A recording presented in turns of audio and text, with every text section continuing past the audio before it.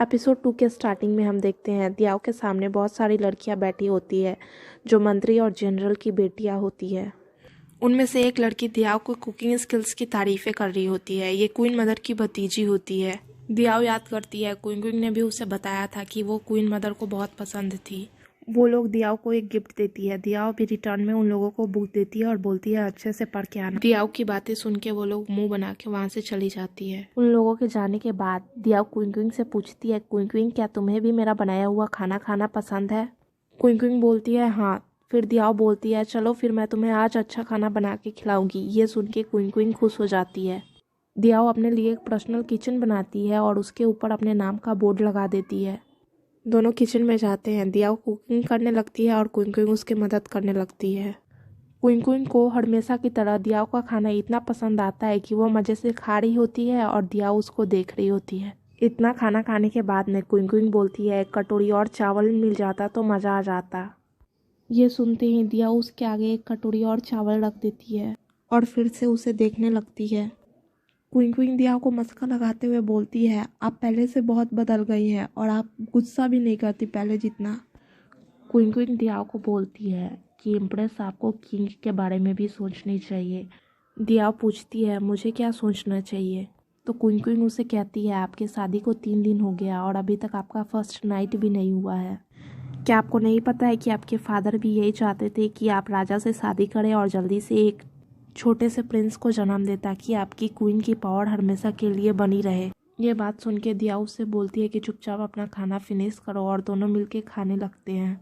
दियाओ अपने रूम में आके सोचने लगती है अब मैं क्या करूँ। फर्स्ट नाइट तो मैंने उसे धक्का मार के बेड से नीचे गिरा दिया और वो पैनिक करने लगती है। वो बोलती है मैंने कभी नहीं सोचा था कि फिर से उसके साथ सोना पड़ेगा। क्विंग दियाओ को बात लेने में हेल्प कर रही होती है। दियाओ को परेशान देख के क्विंग से बोलती है इम्प्रेस आप ज़्यादा परेशान मत होइए, मैंने आपके लिए एक वाइन बनाया है जो आपकी मदद करेगा। जब रात को किंग खाने पे आता है तो दियाओ उसे सलाह दे रही होती है कि ज़्यादा खाना रात के लिए अच्छा नहीं होता। फिर वो पूछता है क्या ये खाना मेरे लिए नहीं था? दियाओ अपने मन में सोचती है ये तो खाना खा के कभी तारीफ करता नहीं है तो खा के क्या करेगा। फिर वो उसे कहती है तुम अगर चाहो तो खा सकते हो। फिर वो उसे सारे डिशों का नाम बताने लगती है। किंग खाता है तो उसे भी खाना बहुत अच्छा लगता है। दिया पूछती है कैसा लगा खाना? ये बात सुन के किंग के गले में खाना अटक जाता है और वो बोलता है ठीक ही है। दिया बोलती है जब अच्छा नहीं लगा तो मत खाओ खाना। फिर वो बोलता है तुम मुझे खाने से नहीं रोक सकती और वो खाने लगता है। ये बात देख के दिया सोचती है इसके पास कितना ईगो है कि ये मेरे अच्छे खाने का तारीफ नहीं किया है। क्विंग किंग को अपना बनाया हुआ मेडिसिन सर्व करती है। ये देख के दिया सोचती है दे दो इसे, इस कुत्ते किंग को क्या पता चलेगा कि इस वाइन में मेडिसिन मिला हुआ है। फिर दियाओ डर जाती है और किंग को ड्रिंक करने से रोकने लगती है और उसे बोलती है तुम पीना क्यों नहीं छोड़ देते? वाइन पीना तुम्हारे हेल्थ के लिए अच्छा नहीं है। किंग तो पहले दियाओ की ये बात सुन के खुश होता है लेकिन फिर उसे बोलता है अगर तुम मुझे पीने नहीं दोगी तो तुम पी लो। दिया बोलती है नहीं नहीं। किंग दियाओ को मना करते हुए देख के उससे पूछता है क्या तुमने इस वाइन में पॉइजन मिलाया हुआ है कि तुम इसे पीने से मना कर रही हो? दियाओ बोलती है मैं इसमें पॉइजन कैसे मिला सकती हूँ लेकिन मैं तुम्हें प्रूफ करने के लिए ये पी के बताऊंगी। ये बात सुनते ही क्विंग उस वाइन को उठाती है और पी के वहाँ से भाग जाती है। सीन शिफ्ट होता है। दोनों नाइट स्पेंड करने के लिए एक साथ एक बेड पे सोए होते हैं। दियाओ सोचती है कुत्ते राजा मुझे नहीं लगता तुम मुझे लाइक करते हो और तुम मुझे टच भी करने वाले हो। फुसफुसा ही रही होती है कि वो ये बात सुन लेता है। ये बात सुन के वो बोलता है सच कहा तुमने, मैं तुम्हें टच भी नहीं करूँगा। दिया उससे बोलती है उधर हटो तुम्हारे कारण मेरा बाल दबा रहा है।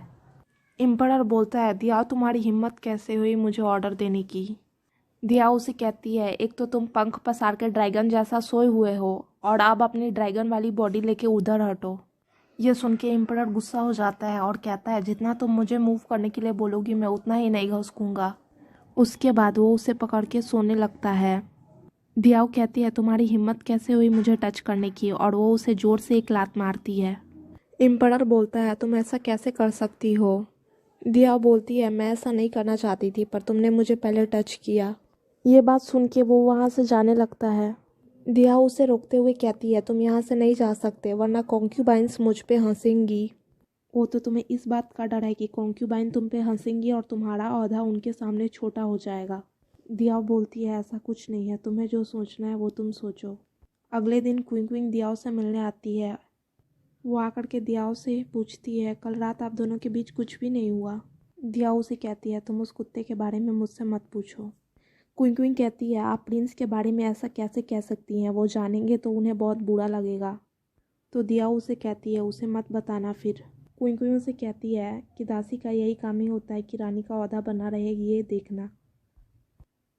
क्विंग क्विंग दियाओ को आके बताती है कि दीवान प्रिंसेस आई हुई है, अब जल्दी रेडी होके पैलेस में पहुँचे। दियाओ पूछती है मुझे दीवान प्रिंसेस से क्या करना है।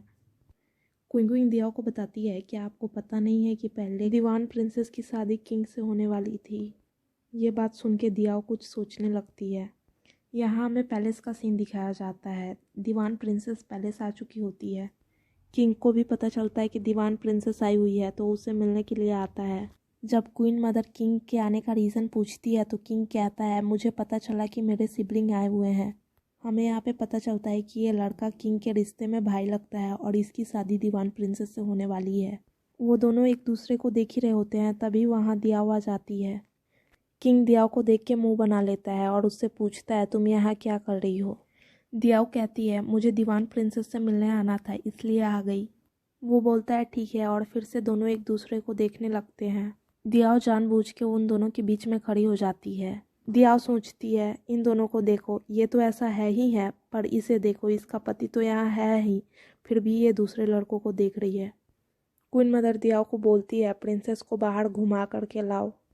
वो दोनों लेक पे घूमने के लिए जाती हैं। प्रिंसेस बोलती है देखो यहाँ पे कितनी सारी मछलियाँ हैं। दियाओ उससे कहती है क्या तुमने कभी मछलियाँ नहीं देखा कि तुम मछली को देख के इतना खुश हो रही हो। ये बात सुन के प्रिंसेस दियाओ से कहती है अगर तुम क्वीन मदर के बर्थडे पार्टी में नहीं बताती कि तुम प्रिंस से प्यार करती हो और उससे शादी करना चाहती हो तो आज शायद तुम्हें क्वीन की पदवी नहीं मिली होती।